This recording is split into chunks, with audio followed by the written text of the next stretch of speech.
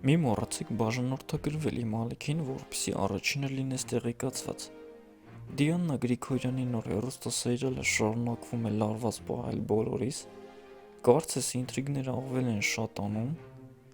Լեոն իր հորեղբորը ասում է, որ դու ունանի ուղարկված մարդն ես և այլն։ Ավոն մի պահ զայրանում է և ուզում է մեքենայից իջնի ու Լեոին մի երկու խոսք ասի, բայց հանկարծակի լսում է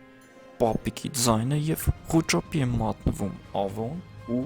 շատ արագ լքում է վայրը։ Պապիկը Լեոյին ասում է, որ եթե նվերը տվել են, ընդունիր, բայց ինչպես գիտեք Լեոն շատ պնդաճակատ է և վերցնում է նվերը ու գնում է օֆիս, որտեղ որ Լիան է աշխատում։ Ինչ եք կարծում արգելի հետևորդներ և հեռուստադիտող, արդյոք Լեոն ճիշտ վարվեց այդ քայլով։ Գրեք ձեր մեկնաբանությունները և մի մոռացեք բաժանորդագրվել ալիքին։